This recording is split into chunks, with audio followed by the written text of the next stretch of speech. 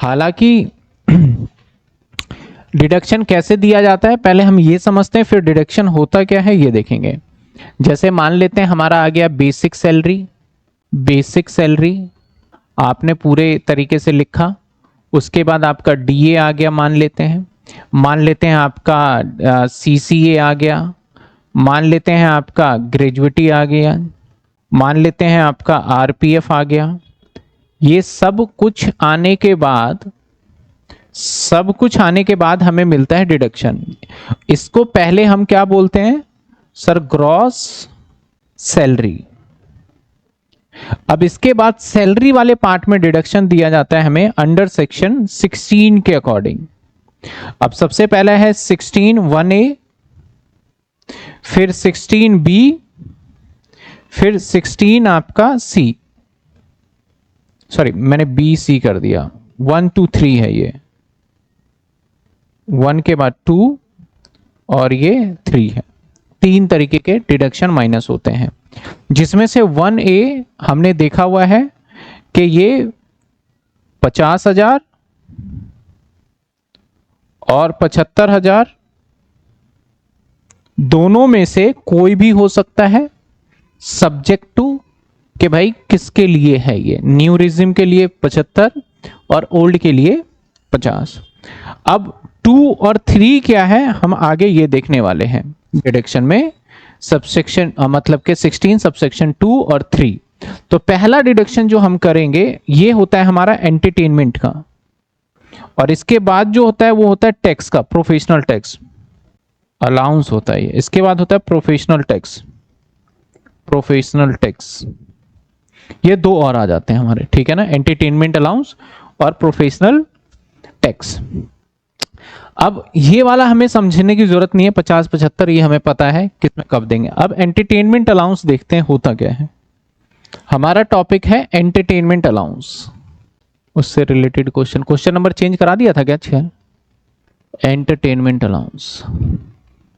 चलिए कितने क्वेश्चन है इस पे हमारे? एक ही क्वेश्चन है, मैंने 2 बोले थे। अब देखो यार, एक ही पेज पे दोनों क्वेश्चन लगा दिए, 2 क्वेश्चन दिए थे ना मैंने। अगला टॉपिक हमारा एंटरटेनमेंट अलाउंस। सबसे पहले हम देखते हैं कि एंटरटेनमेंट अलाउंस होता क्या है, उसके बाद टू बी कंटिन्यू हम देखेंगे कि इसका ट्रीटमेंट क्या है। पहले देखते हैं एंटरटेनमेंट अलाउंस क्या होता है। अगर मैं एंटरटेनमेंट अलाउंस की बात करूं तो किसी भी ऑफिस के अंदर, किसी भी ऑफिस में, अब यहां पे ना कुछ के मन में हो सकता है एंटरटेनमेंट का मतलब यहाँ पे जैसे कि मूवी वगैरह, थिएटर वगैरह से रिलेटेड हो सकता है कि भैया हमें पैसे दिए जा रहे हैं मूवी देखने के लिए, थिएटर में जाने के लिए, तो ऐसा कुछ भी नहीं है यहाँ पे। एंटरटेनमेंट अलाउंस का मतलब क्या होता है? सपोज करो कि एक आप बिजनेस है और इस बिजनेस के अंदर आप मैनेजर हो, इस बिजनेस में आप मैनेजर हो। मैनेजर के ऊपर काफी सारी रिस्पॉन्सिबिलिटी होती है, और आज के टाइम पे खासकर नाउ ए डेज, पहले क्या हुआ करता था, दुकान को सिर्फ क्या था कि दुकान ओपन कर लिया चल गया, लेकिन आज के टाइम पे ऐसा बिल्कुल भी नहीं है। दुकान के साथ साथ दुकान की सजावटों पे भी बहुत ध्यान दिया जाता है, और उसके साथ साथ कस्टमर का भी बहुत ख्याल रखा जाता है। पहले ऐसा नहीं था, पहले भैया ये सामान है, लेना है लो, नहीं लेना मत लो। आप सिंपल अगर कोई कार वगैरह लेने जाते हैं किसी शोरूम में, और या फिर आप मान लेते हैं कोई गोल्ड वगैरह परचेज करने जाइए बड़े शोरूम में, तो वहां पे जाते ही आपको चाय, कॉफी, और अगर आप जितने बड़ी, अगर कोई प्रॉपर्टी वगैरह प्रॉपर्टी डीलर के पास लेने जाते हैं, अगर रजिस्टर्ड कोई डीलर है तो आपको खाना पीना भी खिलाएगा, इनफैक्ट मतलब सारी चीजें, क्योंकि बहुत सारी चीजें ऐसी होती है जिसके अंदर इतना समय लग जाता है आपको चूज करने। मान लेते हैं आप एक कार लेने गए, तो कार को पहले टेस्ट ड्राइव लोगे, सारे डॉक्यूमेंटेशन, तब तक बहुत लंबा टाइम बीत जाता है, तो आपको उसके खाने पीने का भी ध्यान रखना पड़ता है। ये होता है हमारा हॉस्पिटैलिटी, मतलब एक कस्टमर की खातिरदारी करनी होती है। तो और खातिरदारी करने की सारी जिम्मेदारी दी जाती है किसको? मैनेजर को दी जाती है कि भाई मैनेजर, जो भी ऐसा कोई ग्राहक आएगा, कोई बढ़िया ग्राहक आता है तो उसके देखना है। ऑनर तो होता नहीं, तो ऑनर की जगह पे किसको अपॉइंट कर दिया जाता है? मैंने लेट्स सपोज के एक BMW कार का शोरूम है, तो हर शोरूम पे मालिक तो नहीं बैठेगा, उस पे मैनेजर ही होगा, तो मैनेजर की रिस्पॉन्सिबिलिटी है। तो हम मैनेजर की मान लेते हैं कि 2 लाख रुपए वहां पे उसकी सैलरी है मैनेजर की, तो हम उसको क्या करेंगे, 50,000 रुपए अलग से उसको सैलरी में और दे देंगे कि ये लो 50,000 रुपए, और जब आपके ये हम 50,000 आपको इसलिए पे कर रहे हैं, कस्टमर आएगा तो उसके खाने पीने पे खर्चा, उनके हॉस्पिटैलिटी पे खर्चा, तो आप अपने सैलरी में से कहां से दोगे, मैं उसके लिए अलग से 50,000 रुपए आपको दे रहा हूं। तो जो ये 50,000 रुपए अलग से मिला, दैट इज एंटरटेनमेंट अलाउंस है। तो भाई अगर आपने पूरे के पूरे 50,000 खर्च कर दिए तब तो आपका कोई फायदा नहीं हुआ, लेकिन मान लो कि इस महीने एक भी कार नहीं बेच पाए, आप एक भी कार नहीं बेच पाए, और 50,000 आपके खर्च हुए या नहीं हुए, नहीं हुए होंगे, वो 50,000 आपके पास ही आ गए, तो ये वाला जो पार्ट है वो क्या होगा आपका, फुल्ली आपके लिए क्या, क्योंकि आपके पास ही पहुंच गए, तो वो क्या हो जाएगा आपका, फुल्ली टैक्सेबल हो जाएगा, पूरा का पूरा पार्ट हमारा क्या हो जाना है, वो टैक्सेबल। तो सबसे पहले ये समझिए एंटरटेनमेंट अलाउंस होता क्या है, कि जब कभी भी कोई भी मैनेजर को सैलरी के साथ साथ अपने एम्प्लॉय के हॉस्पिटैलिटी के लिए, अपने एम्प्लॉय जो आ रहा है उसको खाने पीने के लिए, चाय कॉफी के लिए जो पैसे दिए जाते हैं अलग से, तो जो अलग से पैसा दिया गया, that is called entertainment allowance, उसको एंटरटेनमेंट अलाउंस कहेंगे। ये एंटरटेनमेंट अलाउंस जितना आप खर्च कर दोगे वो टैक्सेबल नहीं होगा, अगर आपने बचा लिए तो आपके लिए क्या माना जाएगा, वो आपका टैक्सेबल वाला पार्ट माना जाएगा। समझ में आई बात आपको? तो सबसे पहले एंटरटेनमेंट अलाउंस क्लियर है।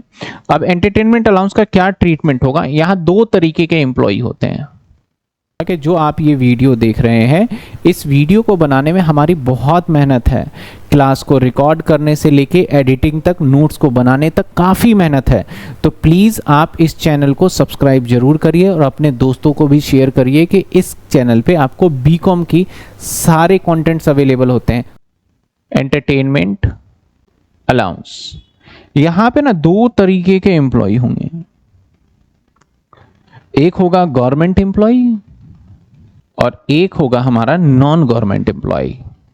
नॉन गवर्नमेंट एम्प्लॉय, अब मैं बात करूं नॉन गवर्नमेंट एम्प्लॉय के लिए तो फुल्ली टैक्सेबल है, नो डिडक्शन, इसके लिए तो फुल्ली टैक्सेबल होता है, फुल्ली टैक्सेबल, इनफैक्ट डिडक्शन भी नहीं मिलेगा। ठीक है ना, आपको जितना पार्ट मिला, जितना बचा लिया, सारा का सारा सैलरी में जुड़ जाएगा, बात खत्म। नॉन गवर्नमेंट एम्प्लॉय के लिए। और एंटरटेनमेंट अलाउंस सिर्फ और सिर्फ जो हम सीख रहे हैं, डिडक्शन का पार्ट सीख रहे हैं, तो ये सिर्फ और सिर्फ मिलने वाला है ओल्ड टैक्स रिजिम वालों को, नए वाले को नहीं मिलेगा। ये नए वालों को तो कोई भी हो।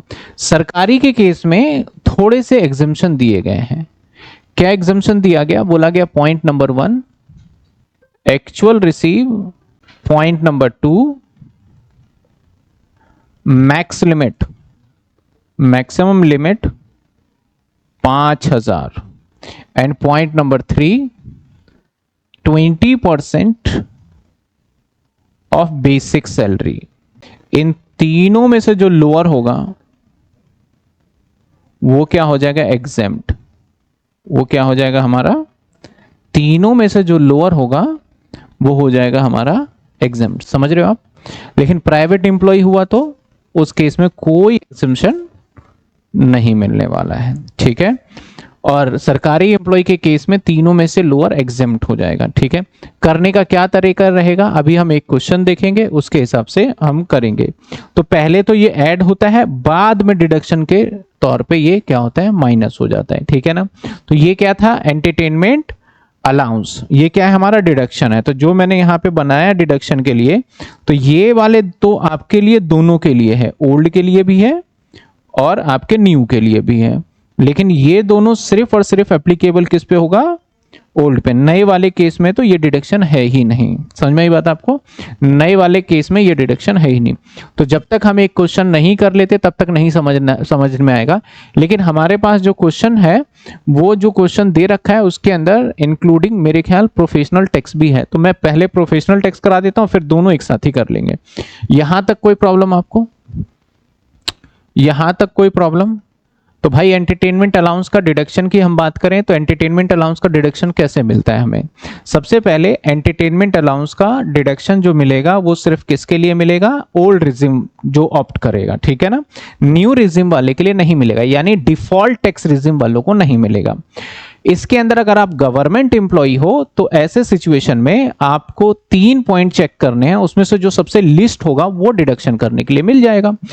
एक्चुअल रिसीव और मैक्सिमम लिमिट कितना है हमारा? 5000। ये 5000 फ्लैट है, पर एनम वगैरह नहीं है, 5000 पूरा है।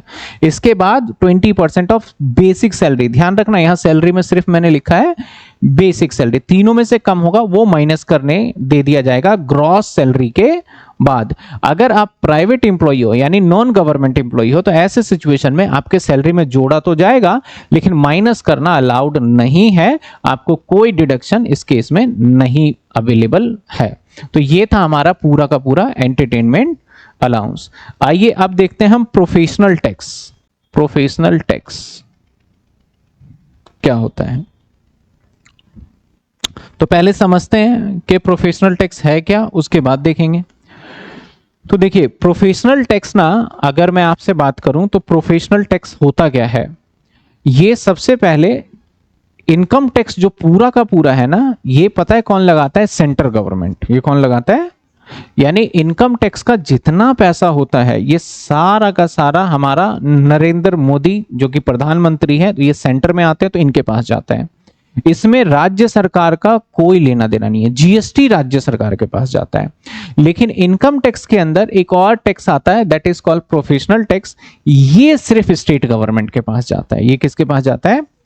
स्टेट गवर्नमेंट के पास पावर होता है कि ये प्रोफेशनल टैक्स एम्प्लॉय के पास ऊपर लगाया जाए। अब सर ये टैक्स क्यों लगाया जाता है? क्योंकि जहां पे आपकी फैक्ट्री है, जहां पे ऑफिस है, वहां के आसपास के एरिया को डेवलप किया जाता है, यानी वहां आसपास पार्क बना दिए गए, स्ट्रीट लाइट लगा दिए गए। तो नॉर्मली होता क्या है कि जहां आपके घर हैं तो घर पे क्या लगाया जाता है? हाउस टैक्स ले लिया जाता है। आपके आसपास की सुविधा को डेवलप करने के लिए पार्क, गार्डन, सीवरेज, इन सब को डेवलप करने के लिए आपसे क्या कलेक्ट किया जाता है? House tax. लेकिन जहां इंडस्ट्रियल एरिया है वहां पे हाउस टैक्स तो ले नहीं सकते हम क्योंकि वो घर ही नहीं है। तो वहां पे क्या करते हैं वो कि भैया आपके पास जो एम्प्लॉय आ रहा है, जिस रास्ते से चल के आ रहा है वो हमने आपको दिया है। आपका एम्प्लॉय लंच करने के बाद जिस पार्क में बैठने जा रहा है वो हमने आपको दिया, स्टेट गवर्नमेंट कहती है। आपके पास जो वाटर की फैसिलिटी है या फिर और भी कोई अदर फैसिलिटी आपको दिख रहा है वो हमने दिया है। तो स्टेट गवर्नमेंट कहती है कि ये हमें पैसे चाहिए। तो ये पैसे किस फॉर्म में लिए जाते हैं? प्रोफेशनल टैक्स के फॉर्म में लिए जाते हैं। अब प्रोफेशनल टैक्स जो भी लिया जाएगा वो किससे लिया जाएगा? एम्प्लॉय से लिया जाएगा। जैसे आपकी सैलरी लेट सपोज 10,000 है तो आपको मान लेते हैं 200 रुपए, ये नॉमिनल अमाउंट होता है, 200 से 250 रुपए होता है, ऐसा नहीं कि बहुत ज्यादा होगा। ये अमाउंट आपसे रिकवर किया जाएगा, किससे? एम्प्लॉय से। कई बार ऐसा होता है यहाँ पे कि ये प्रोफेशनल टैक्स एम्प्लॉयर ही पेड कर देता है, कई बार क्या होता है एम्प्लॉय अपने पॉकेट से पेड करता है। तो जो वो टैक्स लिया जा रहा है उसे क्या बोलेंगे हम? Professional tax. किस लिए? आपको जो बेनिफिट दिया जा रहा है। तो प्रोफेशनल टैक्स के ऊपर अगर हम बात करें तो 2% पे कर सकता है। अगर इसकी हम बात करें तो ये 2% पे कर सकता है। या तो हो सकता है कि पेड कौन करे भैया? पेड बाय एम्प्लॉय, अगर एम्प्लॉय पेड करता है। और दूसरा हो सकता है पेड कौन कर दे आपके बिहाफ पे? Paid by employer. दो ही हो सकते हैं कि पेमेंट कौन कर रहा है। तो देखो अगर आपने पेड बाय एम्प्लॉई है तो आपको इसका डिडक्शन मिलना चाहिए। जैसे कि आपका जो भी आया ग्रॉस टोटल सैलरी सब कुछ ऐड करके, जैसे कि मैं एग्जांपल ले लूं तो एग्जांपल में कैसे, जैसे आपका हो गया बेसिक और फिर डीए आ गया। मान लेते हैं दो ही चीजें हैं आपके पास, बेसिक और डीए आ गया, ठीक है। और पेड कौन कर रहा है? एम्प्लॉय पेड कर रहा है। तो ये आ गया आपका जीटीएस, ग्रॉस टोटल सैलरी आ गया। इसमें से लेस करेंगे आप क्या? प्रोफेशनल टैक्स को लेस कर देंगे। जो भी अमाउंट आपने पेड किया हो 200, 250, 500, फिर बैलेंस विल भी आपका टैक्सेबल हो जाएगा जो कि है हमारा टैक्सेबल सैलरी। हाँ सर वो 50,000 वाली लिमिट और 75,000, हाँ वो तो मिलेगा ही। मैं सिर्फ अभी किसके लिए बता रहा हूं आपको? प्रोफेशनल टैक्स के लिए, एंटरटेनमेंट अलाउंस हो तो वो भी मिलेगा। दूसरे पार्ट पे अगर हम चलें कि कौन पेमेंट कर रहा है, यहाँ पे एम्प्लॉयर पेड कर रहा है। तो जब एम्प्लॉयर पेड करेगा ना तो थोड़ी कहानी बदल जाएगी, क्योंकि आपके जेब से तो गया नहीं, तो एक बार यहाँ पे प्रोफेशनल टैक्स ऐड हो जाएगा। प्रोफेशनल टैक्स क्या होगा, यहाँ पे ऐड कर दिया जाएगा और फिर आएगा आपका जीटीएस, ग्रॉस टोटल सैलरी, और फिर माइनस करेंगे हम प्रोफेशनल टैक्स। प्रोफेशनल टैक्स को फिर से क्या कर दिया जाएगा, माइनस कर दिया जाएगा। ये आ जाएगा आपका कौन सा, टैक्सेबल सैलरी। अगेन ये सिर्फ और सिर्फ किसके लिए है, ओल्ड वालों के लिए, न्यू वालों के लिए बेनिफिट नहीं है, ओल्ड रिजिम वालों के लिए। समझ में आई बात आपको? तो अगर एम्प्लॉयर पेड कर रहा है तो आपका एम्प्लॉय कोई फायदा नहीं, एक बार आपकी सैलरी में जोड़ा और एक बार घटा दिया, आपके ऊपर कोई बर्डन ही नहीं है, एम्प्लॉयर ने पेड कर दिया। लेकिन आप खुद पे कर रहे हो अपने सैलरी से, तो आपके टैक्स को कम किया जाएगा, सिर्फ और सिर्फ क्या किया जाएगा, माइनस कर दिया जाएगा। समझ में आई बात आपको? बस वीडियो ही देखना है या सब्सक्राइब भी करना है, प्लीज सब्सक्राइब और share to your friend, please subscribe.